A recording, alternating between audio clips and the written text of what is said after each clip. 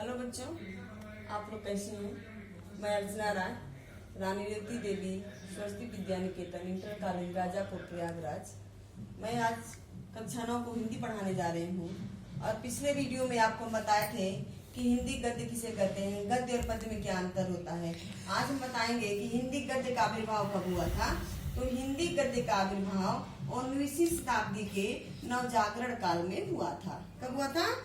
19वीं शताब्दी के नवजागरण काल में हुआ था। अब देखिए, खड़ी बोली गद्य का विकास। खड़ी बोली गद्य के विकास में हमारे कितने क्षेत्र आते हैं? खड़ी बोली गद्य के विकास में खड़ी बोली गद्य का उद्भव सौरसेनी अपभ्रंश के उत्तरी रूप में हुआ।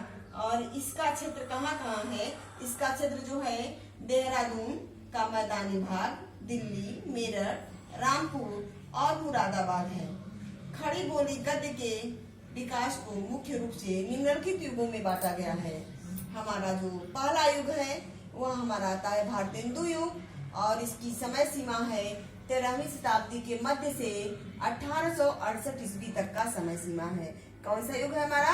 भारतेंदु पूर्व युग है। पहला हमारा जो है भारतेंदु पूर्व युग है, और इसकी समय सीमा 13वीं शताब्दी के मध्य से 1868 ईस्वी तक का माना जाता है।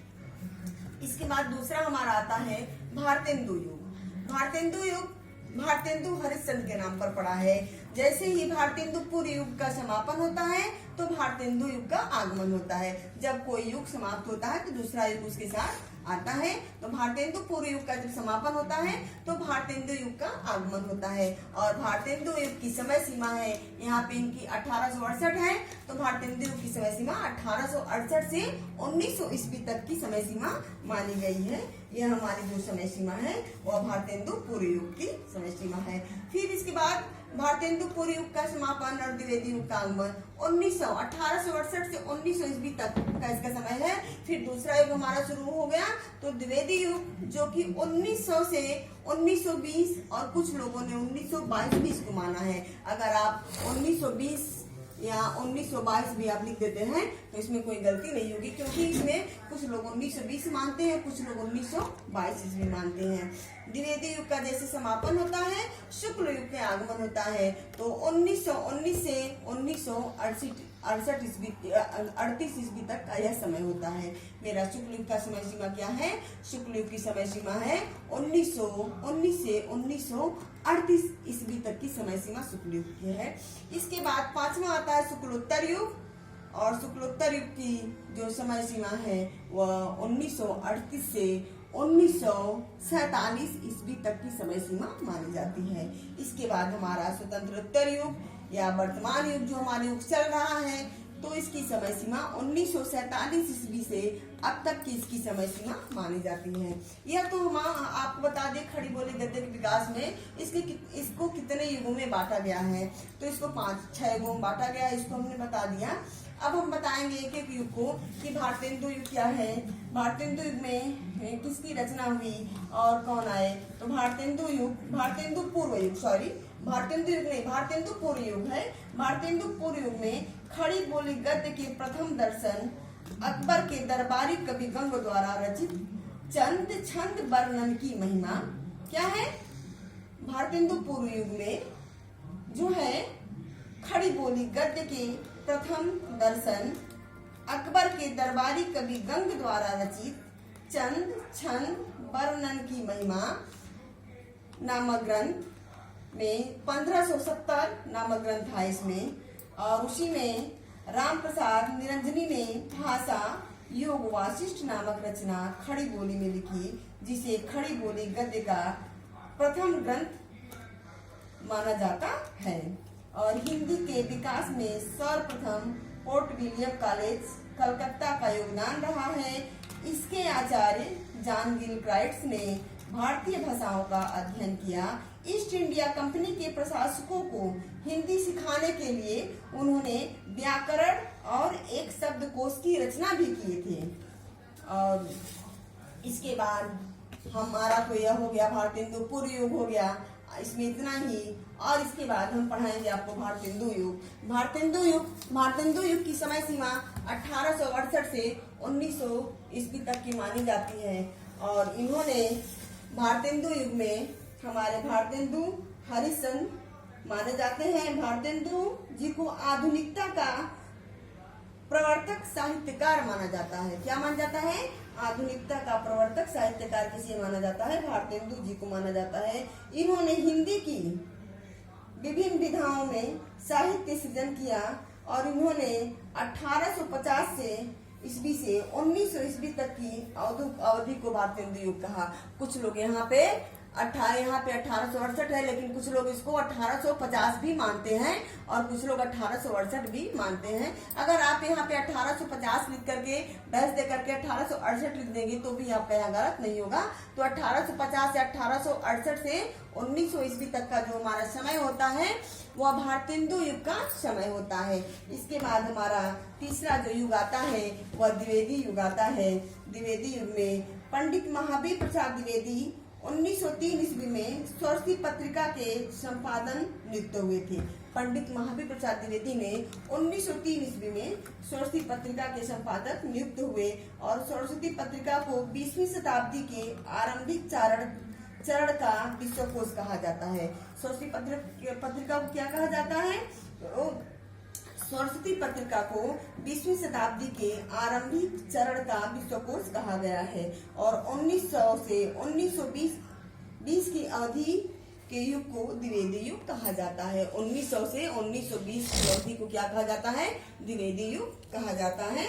और इस युग को डॉक्टर नागेंद्र ने जागरण सुधार काल भी कहा है। सुनिए कि इस युग को डॉक्टर नागेंद्र ने क्या कहा है? जागरण सुधार काल भी कहा है और इस युग को द्विवेदी युग भी कहा जाता है। और यह द्विवेदी युग महावीर प्रसाद द्विवेदी के पंडित महावीर प्रसाद द्विवेदी के नाम पे पड़ा है, जिन्होंने सरस्वती पत्रिका का संपादन भी किया है। पंडित महावीर प्रसाद द्विवेदी ने सरल और शुद्ध भाषा के प्रयोग पर विशेष बल दिया। वे लेखकों, कवियों की रचनाओं की वर्तनी और व्याकरण संबंधी त्रुटियों को स्वयं संशोधित कर देते थे और उन्हें शुद्ध लिखने हेतु प्रेरित करते थे। कहते थे कि आप शुद्ध लिखिए। और इसी के अंतर्गत द्विवेदी युग के प्रमुख कवि हमारे हैं मैथिली शरण गुप्त, रामचरित्र उपाध्याय, अयोध्याय सिंह उपाध्याय हरिऔध, नाथूराम शर्मा, शंकर सियाराम शरण गुप्त, महावीर प्रसाद द्विवेदी, जगन्नाथ रत्नाकर, राय देवी प्रसाद पूर्ण, गया प्रसाद शुक्ल, सनेही, राम नरेश त्रिपाठी, बाल कृष्ण शर्मा, नवीन इस युग के हमारे जो कवि हैं। इसके बाद हमारा आता है शुक्ल युग। शुक्ल युग को हम छायावादी युग भी कहते हैं। शुक्ल युग को क्या कहते हैं? छायावादी युग कहते हैं। इनकी समय सीमा 1919 से 1938 ईस्वी तक की इनकी समय सीमा मानी जाती है। तथा द्विवेदी युग के पश्चात साहित्य में कलात्मकता एवं भावुकता को व्यक्त करने की क्षमता छायावादी युग के गद्य में प्रकट होती है। विचारों, आदर्शों एवं आध्यात्मिक रहस्यवाद को प्रतीकों के द्वारा अभिव्यक्त करना इस युग को छायावादी युग के नाम से पुकारा जाता है। छायावादी कवियों ने अपनी विशिष्ट प्रतिभा और रचनात्मक शक्ति से उसके लाक्षणिक, अलंकृत, प्रतीकात्मक और वक्रतापूर्ण रूप का आविर्भाव किया है। और छायावादी युग को 4 स्तंभ के नाम से भी जाना जाता है, जो कि हमारे हैं प्रसाद, जयशंकर प्रसाद, सूर्यकांत त्रिपाठी निराला, सुमित्रा नंदन पंत, महादेवी वर्मा। इन्होंने इसको 4 स्तंभ के नाम से इनका नाम रखा है। छायावादी युग को क्या कहते हैं? तो शुक्ल युग को छायावादी युग भी कहते हैं और 4 स्तंभ भी कहते हैं, क्योंकि ये 4 कवियों के नाम पे हमारा जो पड़ा हुआ है उसे 4 स्तंभ भी कहते हैं। उसमें है हमारे महावीर प्रसाद, उसमें हमारे जो हैं जयशंकर प्रसाद, सूर्यकांत त्रिपाठी निराला, सुमित्रा नंदन पंत और महादेवी वर्मा। यह शुक्ल युग को इन्होंने 4 स्तंभ के नाम से रखा था। अब इसके बाद हमारा 5वां आता है वह शुक्लोत्तर युग, प्रगतिवादी युग। जब हम प्रगति करने के तरफ रहते हैं तो हमारा यह समय सीमा है 1938 से 1947 ईस्वी तक की समय सीमा मानी जाती है। और इन्होंने हिंदी गद्य के समय को शुक्लोत्तर युग भी कहा है।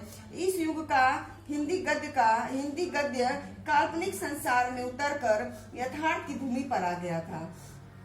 इसमें भावुकतापूर्ण अभिव्यक्ति का स्थान कांतियुक्त एवं भड़कीले वचनों से लिया गया है। इसमें भोगे हुए यथार्थ मानव जीवन की पारिवारिक एवं सामाजिक समस्या, राजनीतिक दुराचार, मानवीय भावों, विश्व बंधुओं की भावना आदि का चित्रण होने लगा था। इस युग में गद्य साहित्य की अभिव्यंजना शक्ति अधिक परिष्कृत हुई तथा साहित्य रचनाओं एवं कृतियों में प्रचुरता भी इसी युग में सबसे अधिक रही। और इसके जो हमारे कुछ लेखक हैं, रचनाकार हैं, डॉक्टर रामविलास शर्मा, शिवदान सिंह चौहान, प्रकाश चंद्र गुप्त आदि इस युग के हमारे रचनाकार हैं, शुक्लोत्तर युग के। अब चलो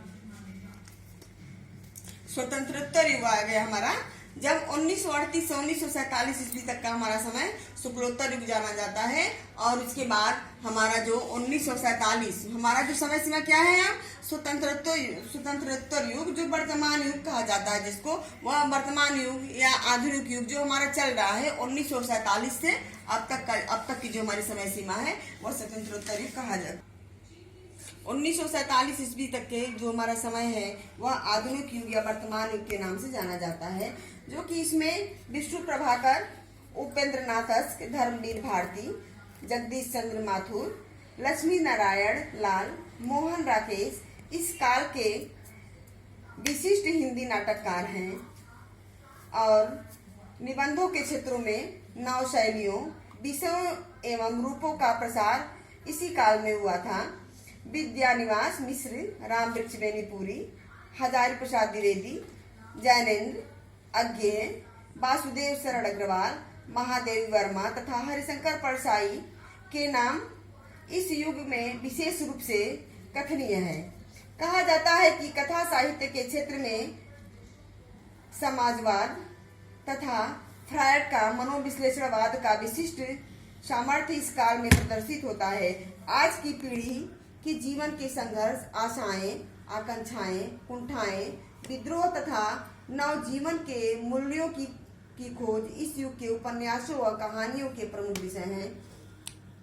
परंतु शेखर एक जीवनी, बहती गंगा, सूरज का सातवां घोड़ा ऐसे ही गुणों से परिपूर्ण उपन्यास हैं। यह हमारे आज आपको हम खड़ी बोली गद्य के विकास को आज हमने बता दिया। इसको 6 भागों में बांटा गया और एक एक करके आपको हमने समझा दिया है। और अब आप लोग इसको अपनी कॉपी में लिखेंगे और इनकी समय सीमा के साथ आप लोग इसको याद भी करेंगे। आज के लिए इतना ही, धन्यवाद। बाकी